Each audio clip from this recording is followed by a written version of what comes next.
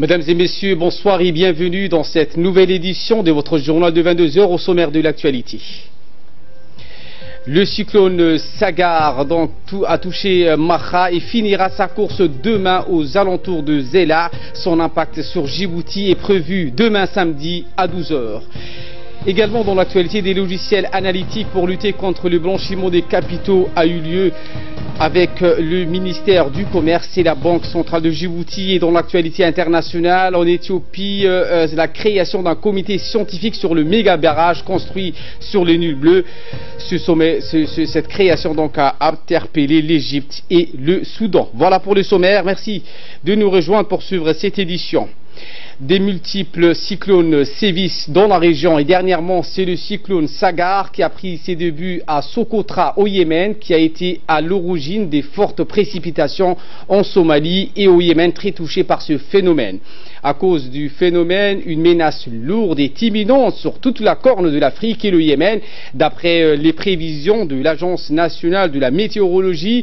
Mais actuellement, ce cyclone tropical est devenu une tempête, perdant son intensité, et des pluies pourraient donc arroser notre pays ainsi que l'Éthiopie. Des pluies sont prévues sur Djibouti à partir de la journée de samedi. Ce matin, des fines pluies ont été apparu. La trajectoire de la dépression sera un peu à l'est de Djibouti avec une vitesse de 55 à 65 km par heure. La course de la dépression prendra fin en Somaliland aux alentours de Zela à partir de demain. Toujours, il est besoin de prendre des précautions de sécurité, notamment sur le littoral. Samatar Saïd est avec nous sur ce plateau. Bonsoir Samatar. Bonsoir Ali. Eh bien, parle-nous donc du cyclone Sagar, où la République de Djibouti ressentira son impact demain samedi à 12 heures, selon les prévisions de l'Agence nationale de la météorologie. Eh bien, Ali, la météo continue d'attirer toute l'attention des Djiboutiens ces jours-ci. Et c'est là en raison de Sagar. Ali, Sagar, c'est le nom du cyclone tropical qui traverse la région et qui, après avoir touché les côtes yéménites, globalement diminue d'intensité et évolue en dépression tropicale. Ali, on peut dire en ce moment, c'est cependant toujours alimenté par des conditions de température favorables supérieures à 30 degrés Celsius. La dépression tropicale continue sa trajectoire en direction de Djibouti et atteindra Ali nos côtes les prochaines 48 heures et selon les estimations vers 12 h l'après-midi samedi, avec un point de passage du centre de la dépression qui se situe entre Djibouti et la ville de Zela. Même si le cyclone tropical Sagar a baissé d'intensité et a évolué en dépression tropicale, cela reste le siège de fortes instabilités météorologiques caractérisées par des fortes précipitations, d'averses orageuses et des pluies abondantes accompagnées Ali de vents en rafale et de fortes intensités. Cette dépression Ali potentiellement dangereuse parviendra entre les côtes sud-sud-est djiboutiennes et le secteur nord-nord-est frontière avec le Somaliland dans les prochaines 36 heures et 48 heures, soit samedi et dimanche. Les services météorologiques prévoient des pluies accompagnées d'inondations localisées le long de la trajectoire de ce cyclone Ali. Par ailleurs, Ali, rappelons-le, la direction des affaires maritimes annonce aux usagers du ferry Mohamed Burhan Qassim que pour des raisons Ali météorologiques, le service du ferry est interrompu jusqu'à mardi 22 mai sous réserve d'amélioration de la météo. La direction des affaires maritimes rappelle également aux pêcheurs et aux plaisanciers de tout autre usager de la mer de ne pas prendre la mer dans les 72 heures à venir. Enfin, il est à noter, Ali, que les responsables de la protection civile et des services météorologiques tiennent en ce moment même un point de presse pour informer des perturbations et des précautions. On peut dire que pour informer la météo responsable de la protection civile, que le service météo qui se tient en ce moment même un point de presse pour informer les usagers et nous le tiendrons dans les prochaines éditions. Merci Samatar Saïd. Vous l'avez dit donc, il est à noter également qu'un point de presse entre le directeur de la protection civile et le directeur de l'Agence nationale de la météorologie a eu lieu il y a quelques instants. Vous suivrez donc ce point de presse dans nos éditions de demain. Également dans l'actualité, le ministre des Affaires musulmanes, de la Culture et des Biens, Warf Momin Hassan Baré, a reçu en audience hier dans son cabinet l'ambassadeur des États-Unis accrédité à Djibouti, Larry André. Le ministre a discuté avec le diplomate américain des différentes questions portant aux relations bilatérales et notamment l'échange sur la promotion et le développement des liens de coopération dans divers domaines. L'ambassadeur américain a tenu à remercier le ministre pour l'accueil chaleureux qui lui a été réservé et pour les idées qui ont été échangées en ce qui concerne la promotion de l'échange culturel entre les deux pays amis. Au terme de cette entrevue, l'ambassadeur a saisi cette occasion pour souhaiter au ministre ses meilleurs vœux à l'occasion du mois béni du Ramadan.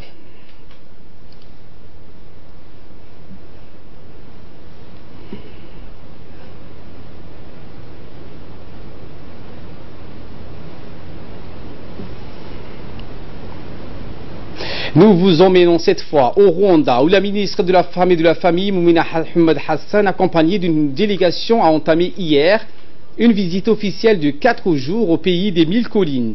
L'objectif de cette visite est d'échanger les expériences en matière de genre et de droits de l'enfant et la mise en place d'un mémorandum, car le Rwanda est un pays avancé dans notre région en matière d'implication et de collaboration multisectorielle. Lors de cette visite, la ministre a rencontré son homologue rwandais dans son cabinet où l'accueil fut chaleureux et convivial.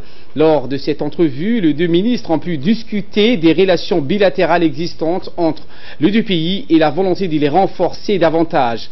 Dans cette perspective, la visite a pour but d'instaurer un partenariat permanent en matière de partage des bonnes expériences et d'expertise.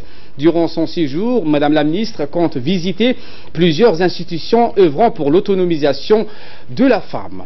Retour à Djibouti, où dans le cadre de la lutte contre le financement du terrorisme, le ministre du Commerce a organisé une cérémonie à la Banque centrale de Djibouti, où l'Union européenne a participé en étroite collaboration avec le secrétariat du COMESA à travers le programme de sécurité maritime qui a été remis à l'unité de renseignement financier de Djibouti.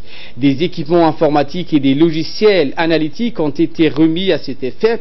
Ces outils ont été acquis dans le cadre de ce programme régional de la promotion de la sécurité maritime du COMESA financé par l'UE. Les équipements sont destinés à améliorer l'efficacité des travaux analytiques réalisés par l'URF et la qualité des renseignements diffusés aux organismes chargés de l'application de la loi et autres acteurs concernés pour soutenir les efforts quotidiens du pays visant à lutter contre le blanchiment des capitaux et les crimes financiers. Pour plus de précisions, écoutons l'ambassadeur de l'Union européenne, Adam Koulash. Pas seulement sur Djibouti, mais sur la place de votre pays dans la région, sur la place de votre pays dans des efforts internationaux très importants dans le domaine de la lutte antiterroriste, dans le domaine des efforts antipirates, dans le domaine du développement de vos capacités de mener des enquêtes financières et dans le domaine de vos efforts en ce qui concerne le blanchiment des capitaux et de l'argent. Bien sûr, nous sommes très fiers comme l'Union européenne que nous pouvions appuyer à travers notre projet MAS cette coopération dans le cadre de COMESA, entre les pays membres de COMESA, en particulier ici, entre COMESA et Djibouti. Et pour sa part, le gouverneur de la Banque centrale de Djibouti, Ahmed Ousmane Ali, a déclaré que la lutte contre la criminalité financière nécessite des efforts concertés et la remise d'équipements que nous assistons aujourd'hui est d'une grande importance pour Djibouti. Il a indiqué que cela permettra de renforcer considérablement nos efforts pour lutter contre les différentes formes de criminalité financière dans la région. Nous l'écoutons. Vous savez tous que depuis quelque temps, le pays est en chantier, mais dans notre secteur, le secteur financier est également en chantier, plus particulièrement dans sa construction pour accompagner l'économie djiboutienne qui va bien. L'économie financière va encore mieux. Les taux de croissance sont beaucoup plus intéressants que les taux de croissance nationale.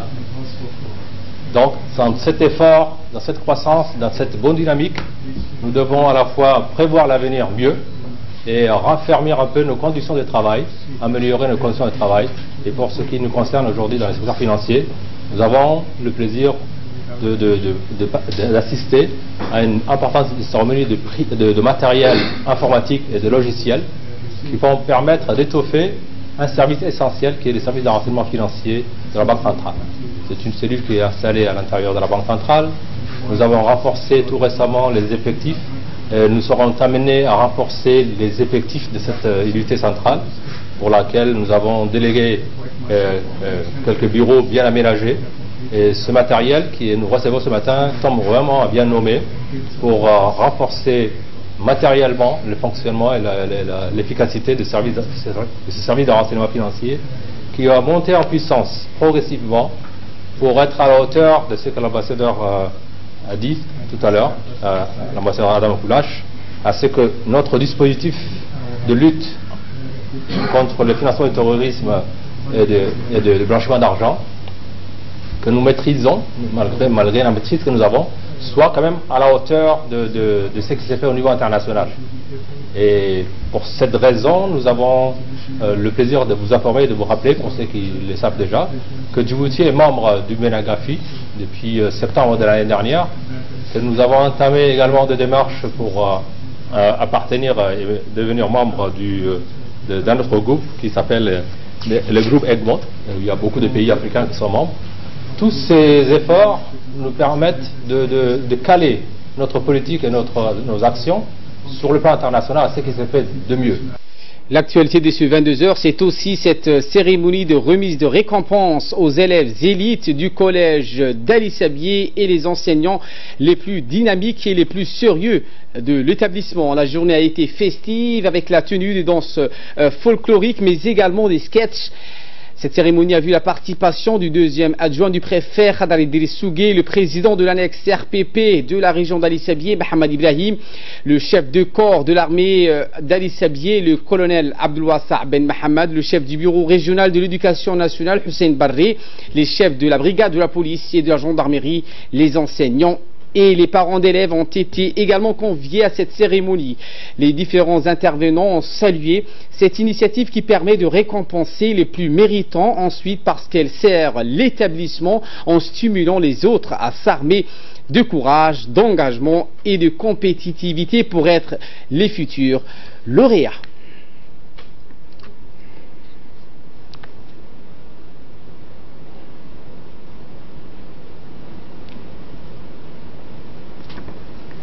Dans son mot, le principal du collège d'Ali Sabié, Ahmed Jama, a d'abord donc félicité les heureux lauréats et rendu un hommage appuyé aux efforts fournis par les enseignants et au ministère de l'Éducation nationale. Je vous propose de les suivre.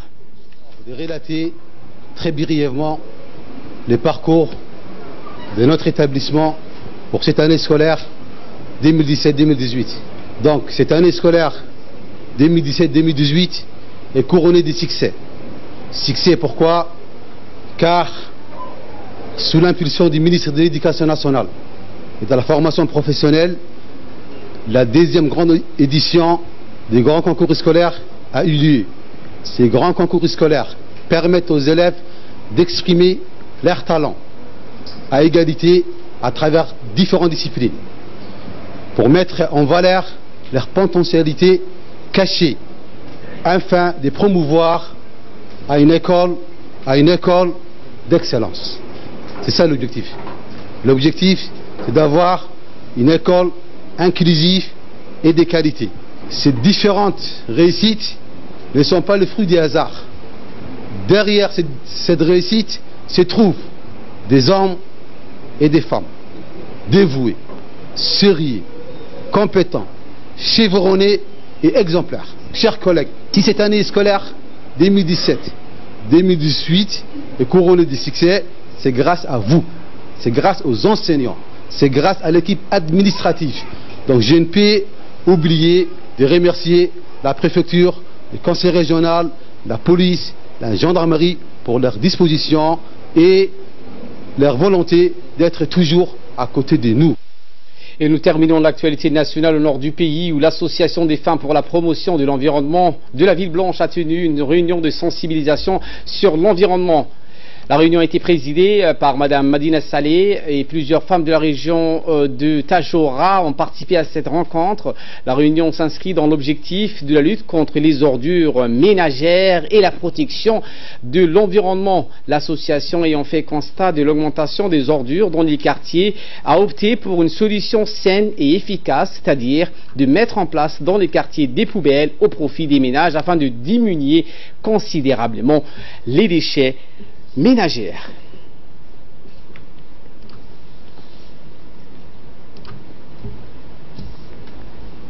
Et de là, nous passons à ce qui fait la une de l'actualité africaine et internationale avec encore une fois Samatar Saïd. Bonsoir Samatar. Bonsoir Ali. Qu'est-ce qui a donc marqué l'actualité hors de nos frontières?